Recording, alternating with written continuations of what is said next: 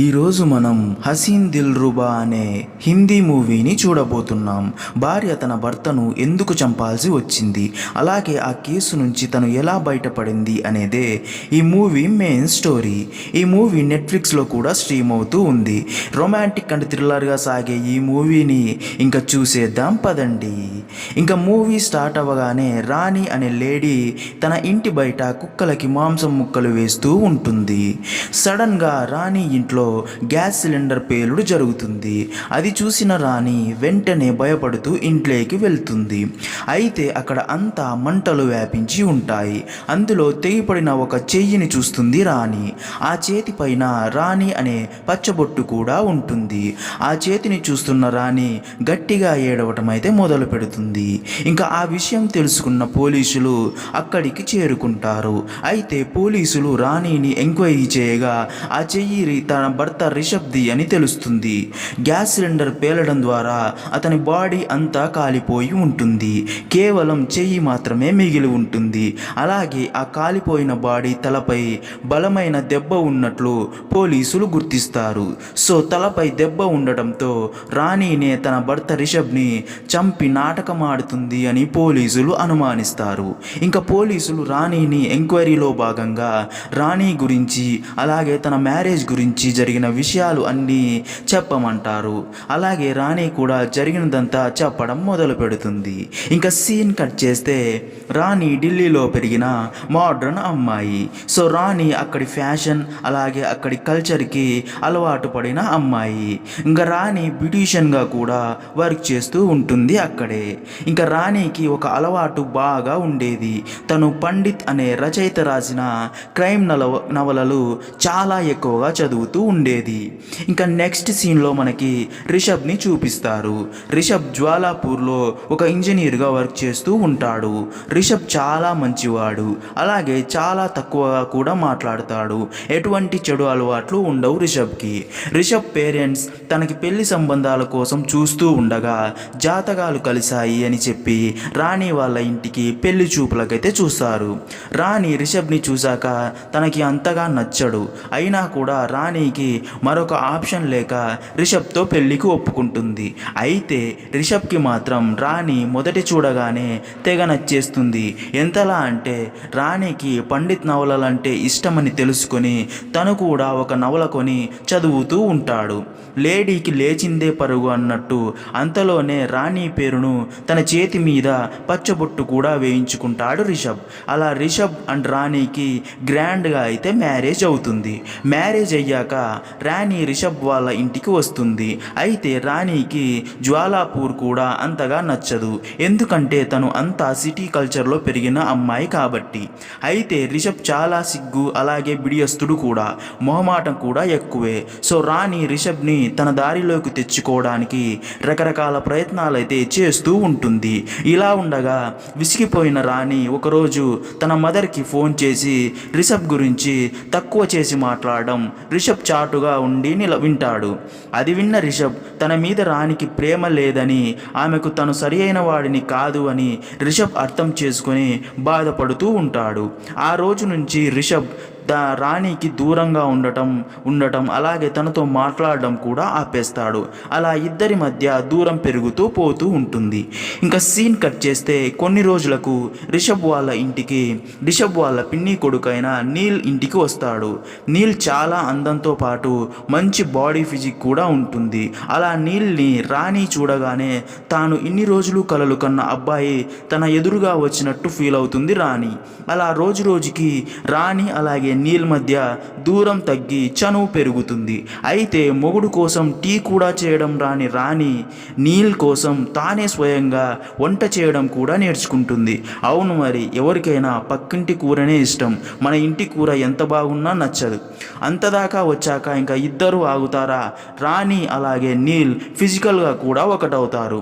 అయితే ఈ విషయాలేవి తెలియని మన ముద్దపప్పు రిషబ్ రాణి తన కోసమే కష్టపడి వంట నేర్చుకుంది అని ఆనందపడుతూ ఉంటాడు. ఇలా రోజులు గడుస్తూ ఉండగా ఒకరోజు రాణి నీల్తో మనమిద్దరం కలిసి ఎక్కడికైనా వెళ్ళిపోదాం, నేను నీతో వచ్చేస్తా అని చెబుతుంది. అది విన్న నీల్ ఆ మరుసటి రోజే తట్టాబుట్టా సర్దుకొని ఎవరికీ చెప్పకుండా అక్కడి నుంచి వెళ్ళిపోయి ఉంటాడు. అప్పుడు కానీ అర్థం కాదు రాణికి నీల్ తనని కేవలం వాడుకోవడానికి మాత్రమే ప్రేమ నటించాడు అని.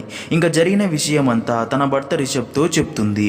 అది విన్న రిషబ్ కోపంతో నువ్వు నాతో ఉండకు అని, నువ్వు ఇక్కడే ఉన్నావంటే నేను ఏదో ఒక రోజు నిన్ను చంపేస్తా, వెళ్ళిపో అని అంటాడు. రాణి మాత్రం పశ్చాత్తాపపడుతూ తను తప్పు చేశానని, మీరు ఏ శిక్ష విధించినా అనుభవిస్తాను, తాను మాత్రం ఎక్కడికి వెళ్ళను అని ఏడుస్తుంది. ఇంకా నెక్స్ట్ సీన్లో కోపంతో రిషబ్ నీల్ దగ్గరికి వెళ్తాడు. అతన్ని కొట్టడానికైతే ట్రై చేస్తాడు, కానీ నీల్ ఎదురు తిరిగి రిషబ్ని బాగా కొడతాడు. సో రిషబ్కి రాణి మీద ఇంకా కోపం అయితే పోయి ఉండదు. సో ఒకరోజు రాణిని మెట్లపై నుంచి కింద పడేలా చేస్తాడు. అలాగే మరోసారి కిచెన్లో రాణి ఉన్నప్పుడు గ్యాస్ స్టవ్ లీక్ అయ్యేలా చేస్తాడు. అయితే అవన్నీ చేస్తున్నది ఎవరో తెలిసినా కూడా రాణి మాత్రం అవన్నీ మౌనంగా భరిస్తూ ఉంటుంది.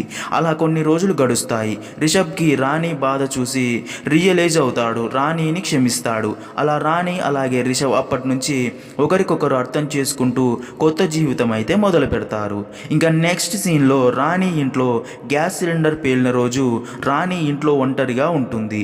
అయితే అదే రోజు సాయంత్రం వాళ్ళ ఇంట్లో రిషబ్ తన ఫ్రెండ్స్ని డిన్నర్కి పిలిచి ఉంటాడు. సో సరుకులు తీసుకురావడానికి మార్కెట్కి వెళ్తాడు రిషబ్. అదే సమయంలో నీల్ అయితే ఇంటికి వస్తాడు. అలా కొద్దిసేపటికే రిషబ్ కూడా ఇంటికి చేరుకుంటాడు. అలా వచ్చిన రిషబ్కి వాళ్ళిద్దరూ కనబడతారు. రిషబ్ని చూసిన రాణి రిషబ్తో నీల్ ఏదో మాట్లాడాలని లోపలికి వచ్చాడు అని చెప్తుంది. నీల్ మాత్రం అలా ఏం కాదు, రాణిని నాతో తీసుకువెళ్ళడానికే వచ్చాను, నువ్వు ఏం భయపడకు రాణి అంటాడు నీల్. అది విన్న రిషబ్ రాణితో నువ్వు కాసేపు బయటకు వెళ్ళు, నేను నీల్తో మాట్లాడతా అని రాణిని మటన్ తీసుకురావడానికి షాప్కి పంపిస్తాడు. రాణి కూడా సాయంత్రం డిన్నర్ కోసం మటన్ తీసుకొని మళ్ళీ ఇంటికి వస్తుంది. అయితే రాణి ఇంటి ముందు ఉన్న కుక్కలకి కొన్ని మటన్ ముక్కలు వేస్తూ ఉండగానే రాణి ఇంట్లో నుంచి గ్యాస్ సిలిండర్ పేలిపోయింది. రాణి కంగారుగా ఇంట్లోకి వెళ్ళి చూడగా తెగిపడిన రిషబ్ చేయి కనిపిస్తుంది.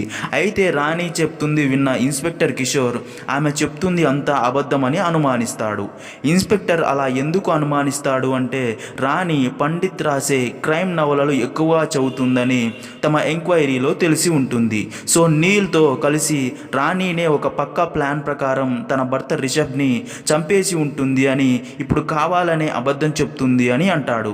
అదే అనుమానంతో రాణిని కావాలనే సంఘటన జరిగిన 2 నెలల దాకా పోలీస్ స్టేషన్కి పిలుస్తూ అడిగిన ప్రశ్నలే మళ్ళీ మళ్ళీ అడుగుతూ విసిగిస్తూ ఉంటాడు. రాణి కూడా చెప్పిన సమాధానాలే మళ్ళీ మళ్ళీ చెబుతూ ఉంటుంది. ఇలా జరుగుతూ ఉండగా పోలీసులకు సవాల్గా ఒక హర్రర్ కిల్లింగ్ కేసు వస్తుంది. దాంతో పై అధికారులు రిషబ్ కేసును పక్కన పడేసి ఈ కిల్లింగ్ కేసును టేకప్ చేయమని ఇన్స్పెక్టర్ కిషోర్కి ఆర్డర్స్ అయితే వేస్తారు. అయితే కిషోర్ మాత్రం మరో లాస్ట్ ఛాన్స్గా తీసుకొని రాణికి లై డిటెక్టర్ పరీక్ష ద్వారా నిజం తెలుసుకోవాలి అనుకుంటాడు. కానీ అందులో కూడా రాణి చెప్తున్నదే నిజమని తెలుస్తుంది. ఇంకా చేసేది ఏమీ లేక పోలీసులు ఆ కేసును అయితే క్లోజ్ చేస్తారు. కానీ నీల్ ఎక్కడికి పోయాడో మాత్రం తెలుసుకోలేకపోతాడు. అయితే రాణిని నిర్దోషిగా వదిలేస్తారు. కానీ ఇన్స్పెక్టర్ కిషోర్ మాత్రం లోపల రాణి రిషబ్ని హత్య చేసింది అని అనిపిస్తూనే ఉంటుంది. అలా 5 సంవత్సరాలు అయితే గడిచిపోతాయి. ఇంకా సీన్ కట్ చేస్తే ఇన్స్పెక్టర్ కిషోర్కి ట్రాన్స్ఫర్ ఆర్డర్ అయితే వస్తుంది. కిషోర్ జ్వాలాపూర్ నుంచి వెళ్ళిపోతున్నప్పుడు రైల్వే స్టేషన్లో రచయిత పండిత్ రాసిన నవలలను చూస్తాడు.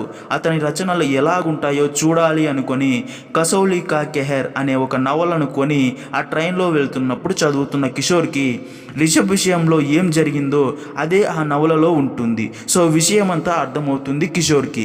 అసలు ఆ రోజు ఏం జరిగింది అంటే రిషబ్ మార్కెట్ నుండి వచ్చి నీల్ అలాగే రాణిని చూస్తాడు.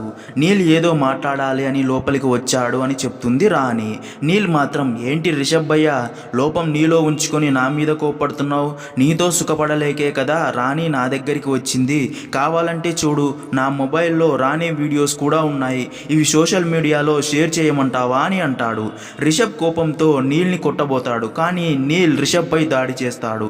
అది చూస్తున్న రాణి ఏం చేయాలో అర్థం కాక కిచెన్లోకి వెళ్ళి ఫ్రిడ్జ్లో ఉన్న పెద్ద మటన్ ముక్కని తీసుకొస్తుంది.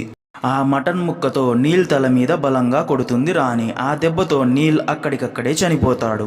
రాణి ఏడుస్తూ నేను పోలీసుల దగ్గరికి వెళ్ళి లొంగిపోతాను అని చెప్తుంది. అది విన్న రిషబ్, ఇలాంటి వెధవ కోసం నువ్వు జైలుకి వెళ్ళాల్సిన పని లేదు, అయినా నువ్వు జైలుకి వెళ్తే నేను బతకలేను అని అంటాడు. అప్పుడే రిషబ్కి ఒక ఐడియా వస్తుంది. రచయిత పండిత్ రాసిన కసౌలీకి కెహేర్ అనే నవలలో తాను చదివిన విషయం గుర్తొస్తుంది. ఆ నవలలో కూడా ఇలా అనుకోకుండా ఒక హత్య కేసులో ఇరుక్కుపోతే ఎలా బయటపడాలో రాసి ఉంటుంది. ఆ విషయాన్ని రిషబ్ రాణికి చెప్తాడు. అది విన్న రాణి అందుకు ఒప్పుకోదు.